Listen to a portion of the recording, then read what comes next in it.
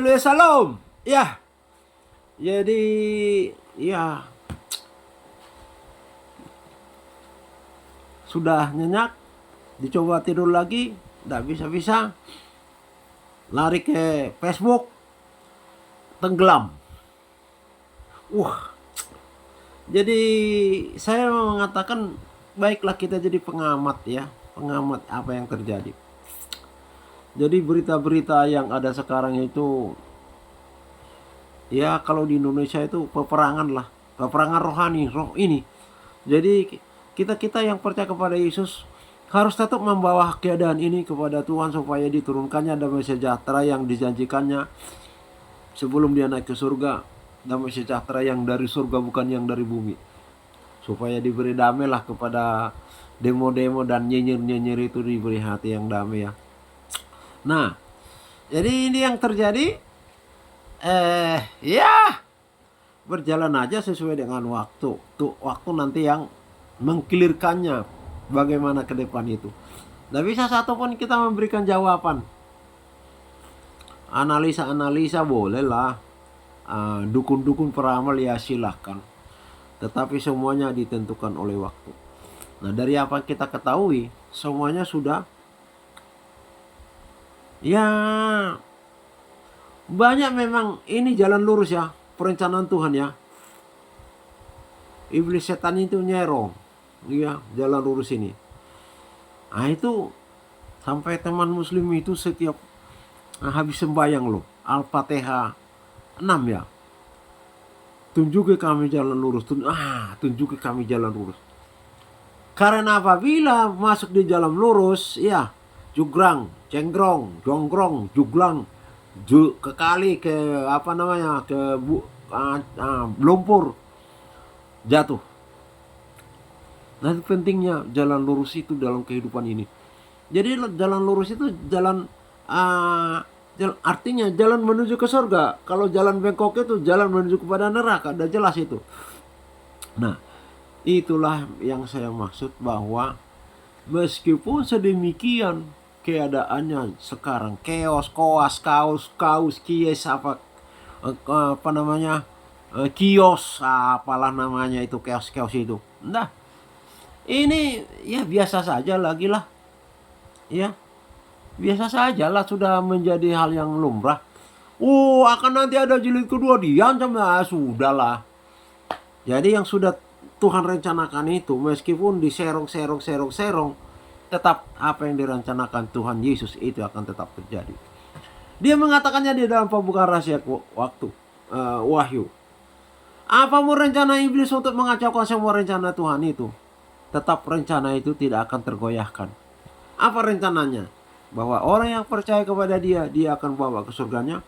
Orang yang tidak percaya kepada dia diserahkan kepada iblis, dan iblis membawa dia ke neraka. Ya, jadi murka yang sudah jelas disampaikan, murka ya apa ya, gede apa sedang apa kecil. Yang jelas kalau di kitab Wahyu disebutkan ada 7 murka sangkakala Allah. Nah, manusia yang tinggal di bumi ini akan merasakan nanti bagaimana murka 7 sangkakala. Ya. Jadi keadaan yang sekarang ini sampai kepada murka, dan murka itu terjadi, manusia itu tinggal merasakan siksaannya. Habis itu datang lagi murka 7 pedupaan, 7 murka bokor Allah. Ya. Itu akan juga dialami oleh manusia nanti yang hidup pada zamannya. Inilah nubuatan yang akan datang. Habis itu apa? Murka penghukuman di neraka, iblis bersama-sama manusia itu. Kalau murka sangkakala 7 itu, yang disiksa itu manusia kehidupan. Iblis tidak disiksa, masih belum dia. Nah demikian juga murka pedupaan, bokor murka Allah. Iblis tidak, tertawa malahan. Dan itu keinginannya iblis. Yang kena itu, penghukuman itu adalah manusia. Iblis itu tidak pernah merasa sakit apapun selain oleh karena api Roh Kudus. Nggak bisa dibacok, tahan, ditembak nuklir aja dia kuat, dia nggak masalah bagi dia itu karena dia roh. Jadi manusia itulah makanya dia menantikan manusia itu lepas daripada eh, hidup daripada Tuhan tentukan. Nah, itu menjadi bagiannya. Baru dia di situ akan puas dengan derita sengsara manusia itu. Jadi jelas iblis itu penyiksa yang keji, dikatakan firman Tuhan di dalam Wahyu 8 ayat 44. Pencuri hati manusia dan penyiksa manusia yang keji, itu kepuasan dan kesukaannya. Makanya dia eman-eman kalau manusia itu langsung mati. Yang dia inginkan itu manusia itu habis harta segala macam, keluar rumah sakit, masuk rumah sakit, wah sudah mau mati diberikan lagi hidup. Setelah diberikan hidup dibuat lagi setengah mati, hampir mati, sedetik lagi mati. Wah, itu disiksa terus, bangkrut itu. Jadi sengsara bagi semua keluarga. Itulah makanya mengapa firman Tuhan Yesus itu masih mengutip perkataan iblis itu untuk dituliskan. Sehingga banyak orang berkata bahwa itu perkataan iblis. Tidak, itu bukan firman Alkitab itu karena perkataan iblis di dalam. Padahal maksudnya supaya lo tahu iblis itu seperti apa. Dan jangan ikuti. Supaya tahu Yesus itu seperti apa dan ikuti. Itu maksudnya di situ. Kenapa perzinahan bangsa Israel juga dimasukkan situ? Supaya lo tahu kalau mereka itu memang pelanggar hukum Musa. Sehingga kalau mereka dibuang, kalau mereka hampir punah akibat dari perbuatan mereka itu, supaya diberitahukan kepada kita sekarang, bangsa Israel itu hampir punah karena mereka melakukan zina cabul pada zamannya, melanggar hukum Musa, jangan berzina. Bukan berarti bahwa hak keadaan itu diridhoi, disetujui oleh Allah Bapa di surga, bahkan dibenci. Ini loh bangsaku seperti ini modelnya. Loh, kalau kamu bertanya kenapa dibuang? Karena mereka seperti ini. Sama kepada kehidupan kita yang sekarang. Ya, ini cerminan itu. Jadi bagaimana kalau kita dihukum sengsara, sakit penyakit segala macam? Karena kita berzina. Berzina rohani, bukan hanya berzina jasmani. Kata Tuhan di dalam pembukaan rahasia kitab Wahyu, berzina jasmani hanya beberapa orang. Kalau berzina rohani melibatkan semua bangsa itu. Menjalar itu penyakit. Dan mengobatinya harus darah Yesus. Kalau berzina jasmani, yang satu meninggal selesai sudah. Habis dia. Nah, dua perzinahan inilah yang sekarang juga menguasai dunia. Iya. Jadi saya amati ya pemberitaan itu ya. Itu ada 2 pemberitaan, 3 mungkin ya jenisnya ya. Satu pemberitaan mengenai kuat-kuatan antara nyinyir dan rakyat yang NKRI harga mati. Ya jelas Prabowo lah yang nyinyir Anies Baswedan. Ya, ini sudah jelas faktanya ini. Dan ini nanti pada tahun 2029, wah kita nggak tahu bagaimana chaosnya nanti ini.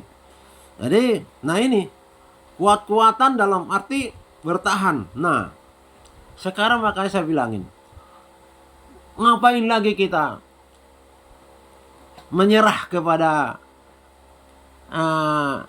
roh-roh pembunuhan, tumpah darah segala macam.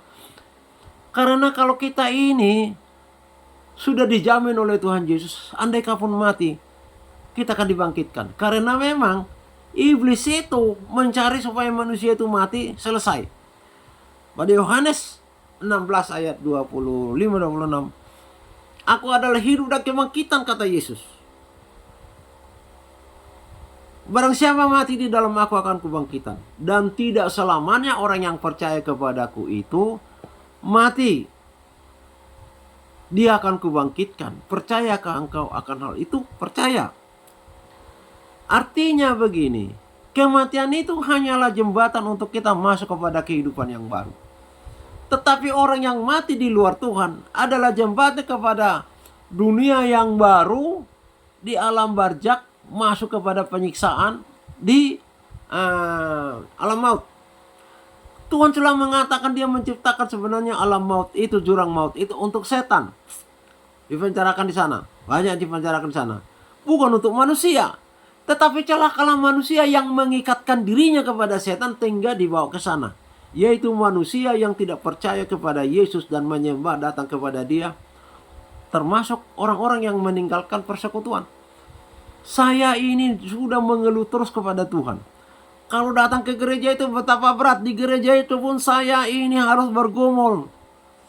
Jadi memang Tuhan sudah serahkan kepada kita. Kita mau maju atau mundur. Kita tidak menyerah atau menyerah. Saya tetap datang. Saya sering mengeluh kepada Tuhan, Tuhan, kenapa pemberita firman seperti ini? Mereka itu satu tipe semua, pokoknya copot itu firman. Mengembara dari satu firman kepada firman yang lain. Di mana intisarinya? Di mana maknanya yang terpendam? Di mana mutiara yang terpendam itu? Enggak terungkap. Saya sudah pernah salah satu contoh sampai berdebat itu diambil oleh orang mualaf atau apa mungkin barangkali. Oleh pegawai Saul berkata bahwa Saul itu diganggu roh yang dari Tuhan, roh yang jahat. Masa ada roh yang jahat dari Tuhan? Berarti ada roh yang jahat dari Tuhan, berarti Tuhan jahat.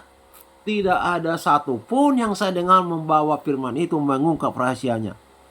Sama seperti tadi, mengapa Tuhan mengutip perkataan iblis? Mengapa Tuhan mengutip itu?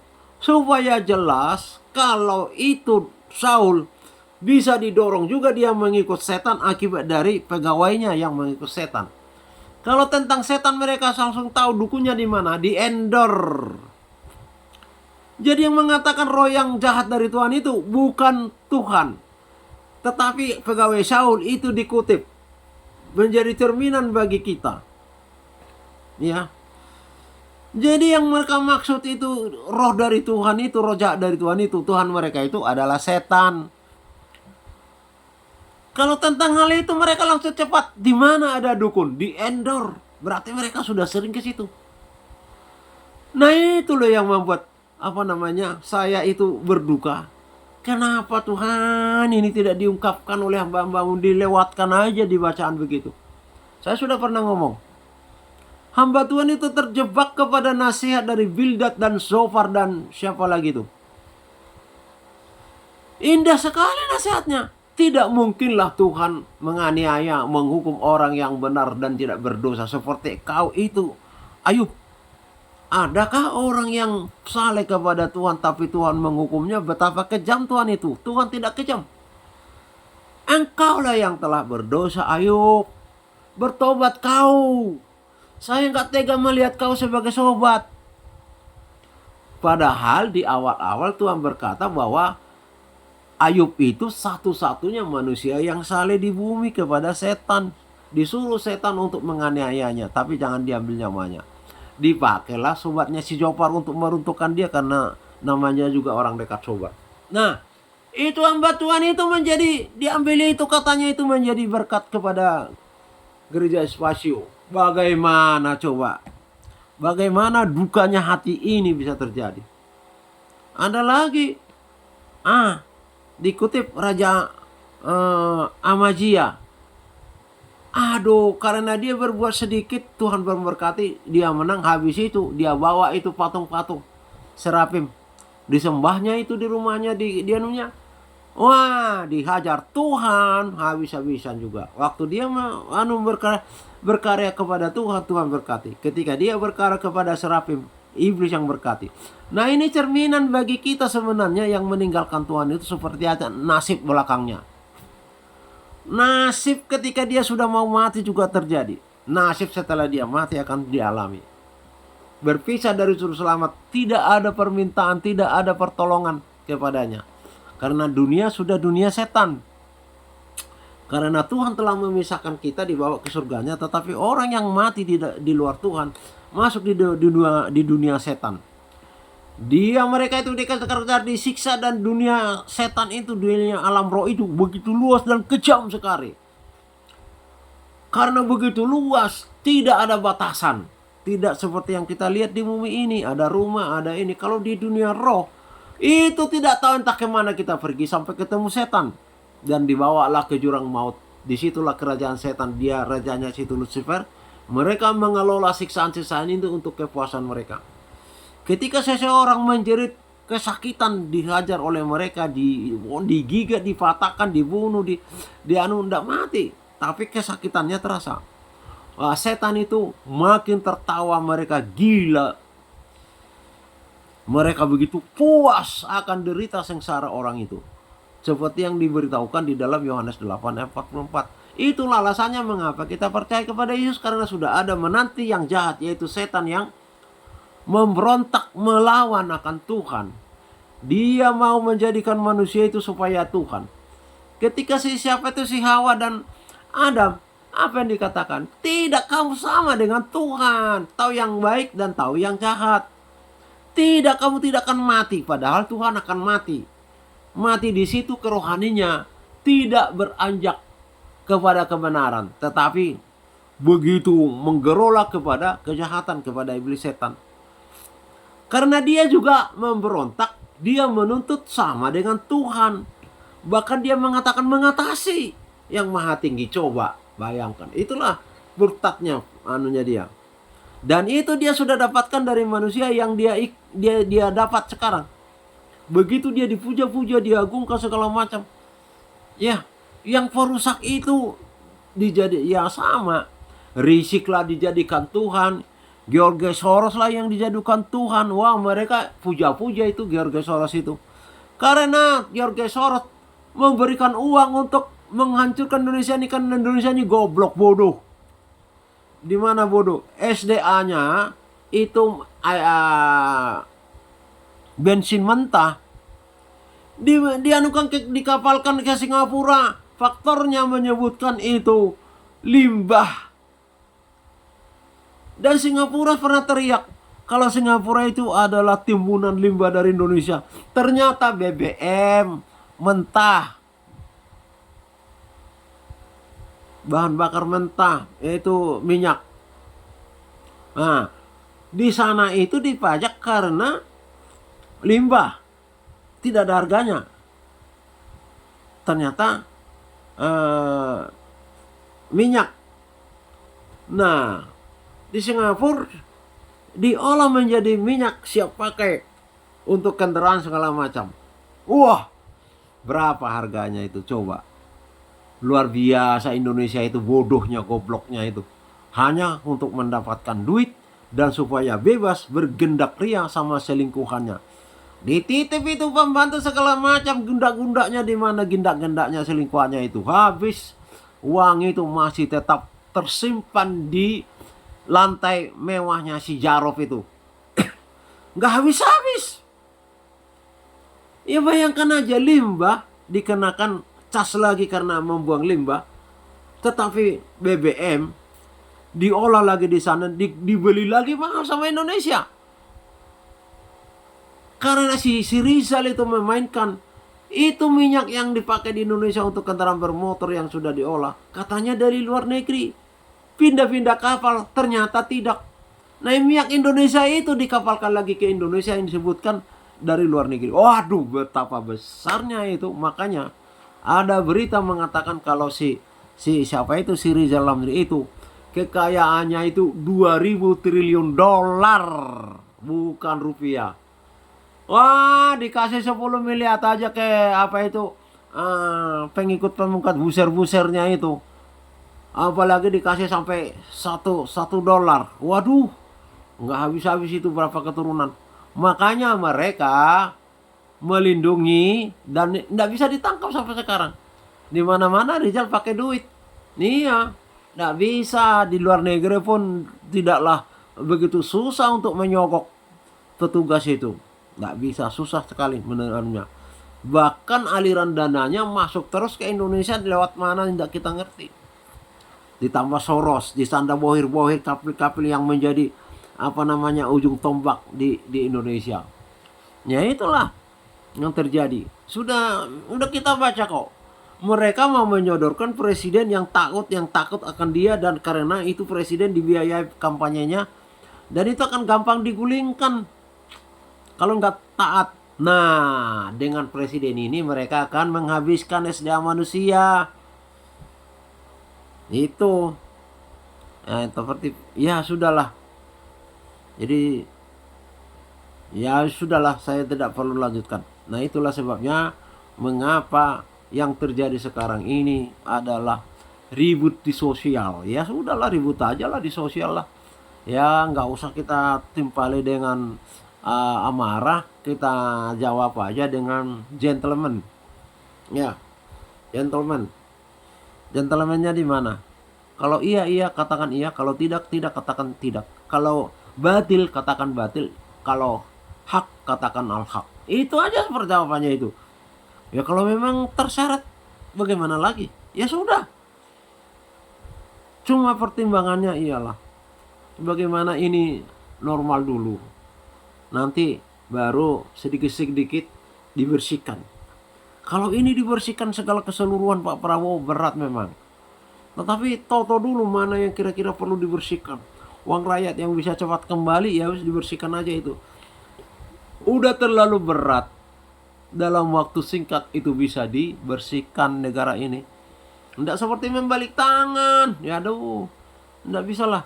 Kalau kita lihat apa namanya koruptor-koruptor yang terbongkar segala macam itu seperti tadi. Dari Indonesia limbah.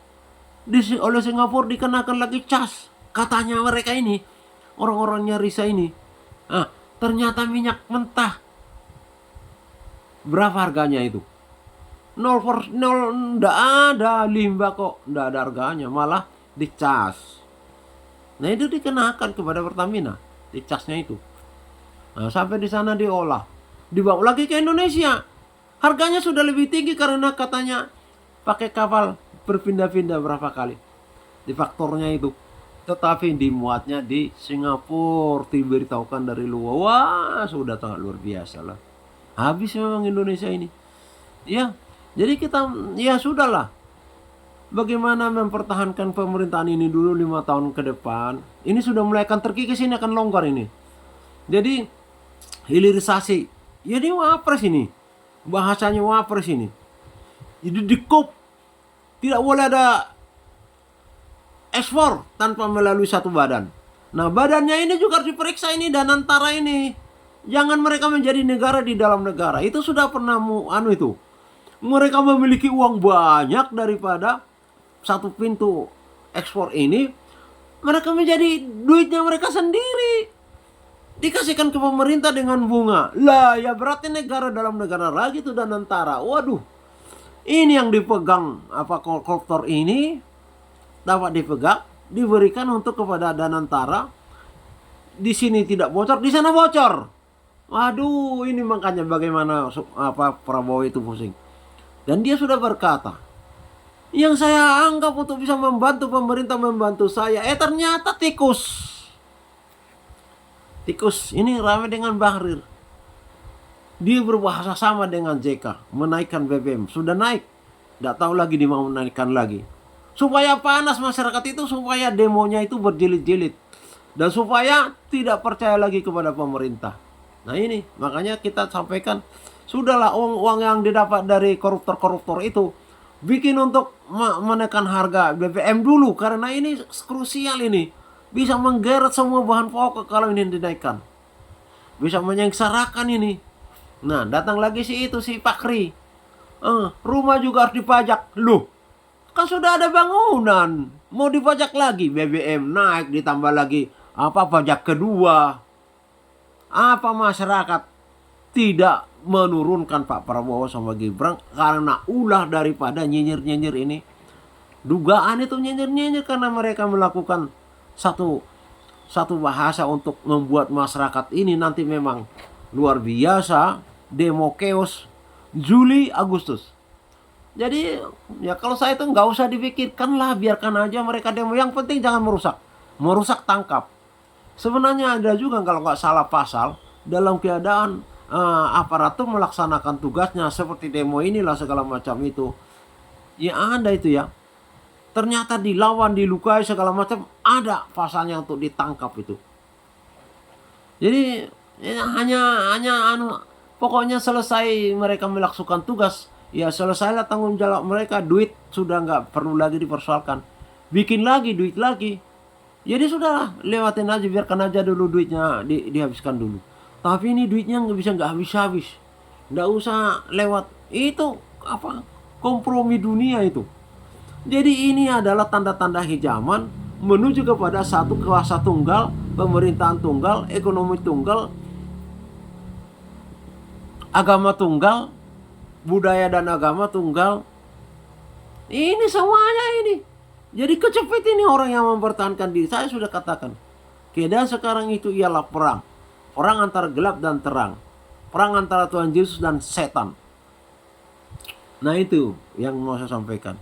Jadi kalau saya amati di medsos itu ya, saya katakan marilah kita sebagai pengamat, ujilah atas segala keadaan. Bahkan awasilah perilaku kita sendiri. Jadi saya sudah sering ini niat untuk doa, larinya tenggelam kepada permasalahan yang terjadi.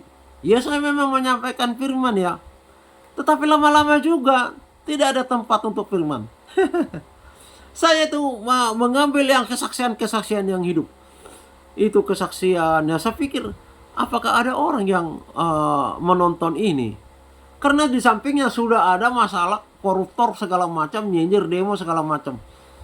Tetapi saya pikir di mana ada keadaan ini, di situ Tuhan berbicara. Jadi pemberi seimbang, pemberi damai sejahtera ketika keadaan guncang, gunda gulana, kering kerontang. Nah ini menjadi pilihan. Ini kita harus, apakah kita meninggalkan firman Tuhan yang ada di medsos itu, kesaksian-kesaksian yang luar biasa. Berikan waktumu. Itu sama saja meneruskan terang itu bercahaya. Tapi kalau seperti saya tadi saya katakan sudah larut, sudah membelot kepada berita-berita itu, sampai saya kelupaan waktu gosong makanan minuman itu. Karena pengen tahu dan sebagainya itu. Waduh. Jadi saya minta Tuhan apa yang mau saya sampaikan. Ya inilah berita yang ada. Berita ini. Jadi perang antar gelap dan terang. Di sisi sudah ada gelap, di sini ada terang. Tuhan melihat kemana kamu memilihnya. Ya. Jadi ada tadi mualaf Kristen perempuan ribut karena suami. Ya, dia bilang suami menuntut kudus, tapi kerjaannya tidak seperti itu. Antara mulut dengan tindakan tidak sama, hati dengan mulut tidak sama. Akhirnya dia jadi muslimah. Ya silakan aja. Silakan aja lah. Bahkan di Indonesia ini sebenarnya yang benar, setiap orang itu memiliki kebebasan untuk beribadah. Datang ke masjid atau tidak, datang ke gereja atau tidak, urusan pribadi. Tetapi mereka juga akan mendapatkan bagian dari apa yang mereka pilih itu. Mau jadi ABRI, disiplin, diajar sama atasan apabila indisiplin. Mau jadi tukang beca, iya jadilah seperti tukang beca begitu. Pilihanmu menentukanmu. Nah, pertanyaannya ialah, maukah kita yang percaya kepada Yesus, anak-anak kita malah lawan kita? Itu yang menjadi persoalan. Karena nanti ke depan ini yang jelas itu akan terbagi dua ini, terang dan gelap ini. Yang jelas kalau terang mengikut Yesus, yang gelap sudah langsung mengikut setan. Manusia itu netral tok, tidak bisa orang berpatokan kepada manusia. Nah, firman Tuhan berkata, apabila seperti ini yang terjadi dalam satu rumah tangga, maka kata firman Tuhan, itu mereka yang sudah dicucikan otaknya oleh iblis setan melalui orang-orangnya, bisa dipakai untuk membunuh orang Kristen yang masih tetap bertahan. Misalnya, kalau ada orang tua masuk garingannya setan, anaknya Kristen sungguh-sungguh, itu orang tua disuruh oleh setan untuk membunuh anaknya itu. Tapi yang dari terang untuk membunuh ke gelap tidak ada. Yang dari gelap ke situ. Makanya tak bilangin, mengapa Kristen terdesak? Pengikut setan ongkang-ongkang, hura-hura. Karena Tuhan tidak mencampur dan tidak membuat kuasanya untuk membunuh mereka. Tetapi yang setan itu menyuruh orang-orangnya untuk terus menekan orang Kristen.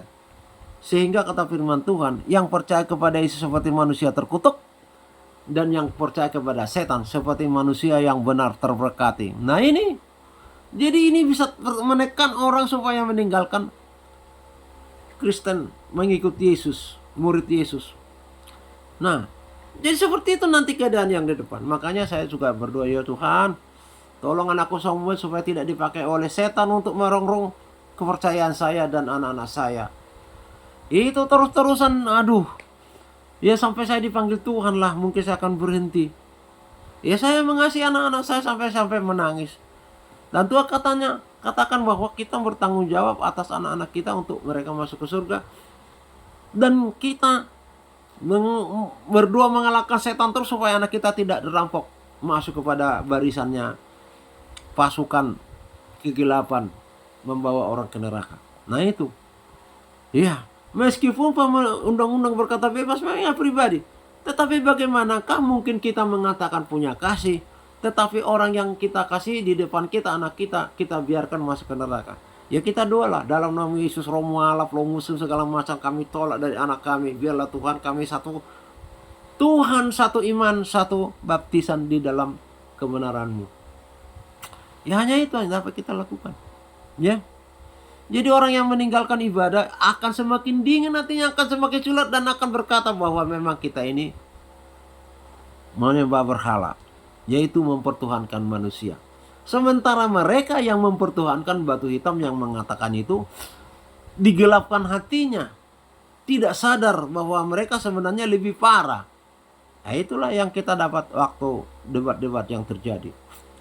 Jadi penyembah manusia jadi Tuhan. Loh, kamu itu penyembah batu hitam, benda mati. Dan mereka bilang apa?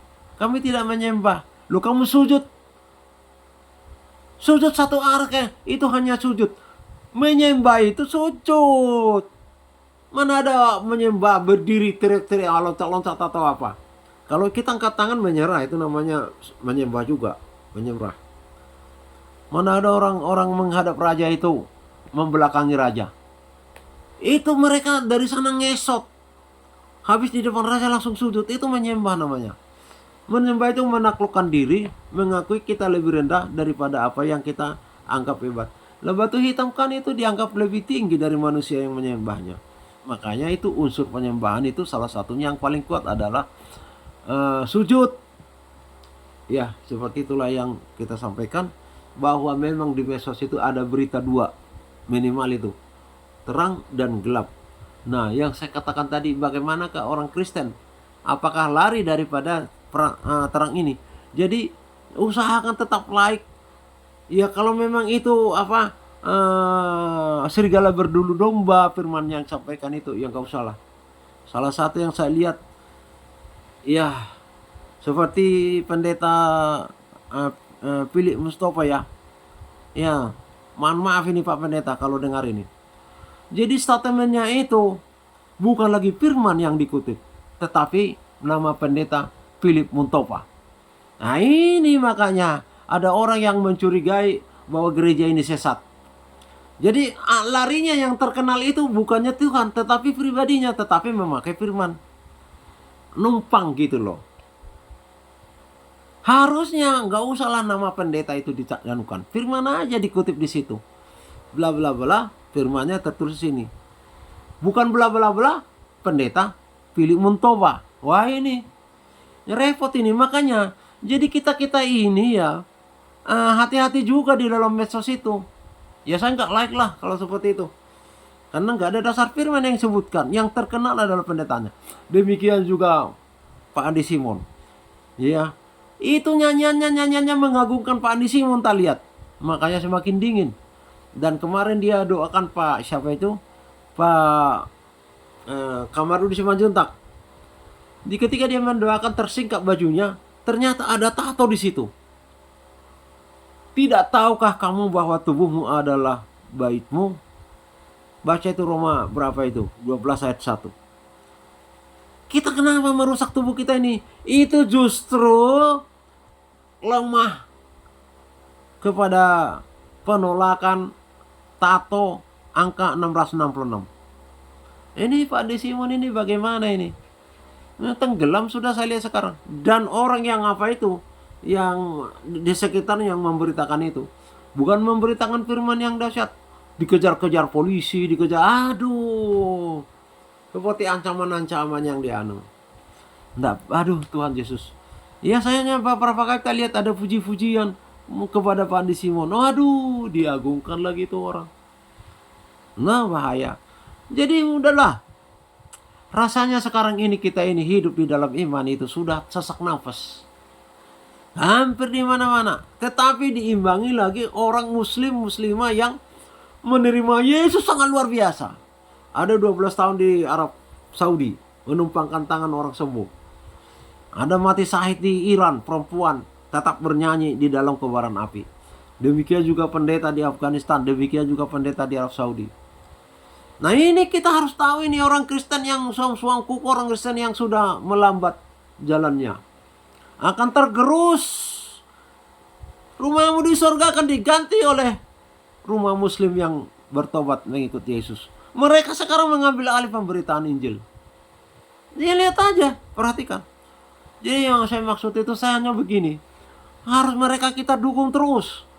Karena terang ini apabila tergeser, gelaplah yang menguasai. Makanya kita bilangin, medsos itu seperti pisau yang ada di tangan kita. Kita pakai membunuh atau memotong sayur. Ya memang tergantung kepada yang punya medsos. Bisa saja yang dimasukkan, ditampilkan itu pisau yang dipakai untuk membunuh. Banyak yang terbunuh secara karakter. Iya. Kalau memperkosa, selingkuh segala macam itu yang ditampung masuk di situ, sementara firman Tuhan tidak ditampilkan, maka itu akan membuat generasi untuk melanjutkan itu perkosaan dan zina cabul itu. Tapi ketika firman Tuhan disampaikan menentang orang-orang itu masuk neraka segala macam, nah ini generasi yang akan mendengarnya itu menjadi tidak mau zina cabul. Jadi tergantung kepada kita mengisinya gelap atau terang. Tergantung kepada medsos yang mana ditampilkan, tergantung kepada isi kita, tergantung kepada Tuhan, apakah Tuhan yang benar di hati kita atau tidak. Kalau Tuhan yang tidak benar, kegelapan. Kalau Tuhan yang benar, terang. Karena itu dikatakan Tuhan di dalam Yohanes 8 ayat 12, akulah terang. Akulah terang dunia, akulah terang manusia. Siapa yang berjalan dengan aku berjalan dalam terang. Siapa yang berjalan tidak dengan aku berjalan dalam kegelapan. Nah itu dia, setan sudah. Jadi hanya dua kekuatan itu, Tuhan atau hantu. Tidak ada manusia yang itu hanya kamuflase, hanya sebentar toh umurnya berapa itu. Yang kekal dua ini. Terpujilah Bapa kekal selamanya. Mari kita terus mengejar kemuliaan, mengejar kekudusan, mengejar Yesus, mengejar kebenaran dan kerajaannya. Sampai kita nanti menyelesaikan hidup kita di bumi dan kita sudah sampai di surganya. Terpuji Bapa selamanya. Haleluya. Amin.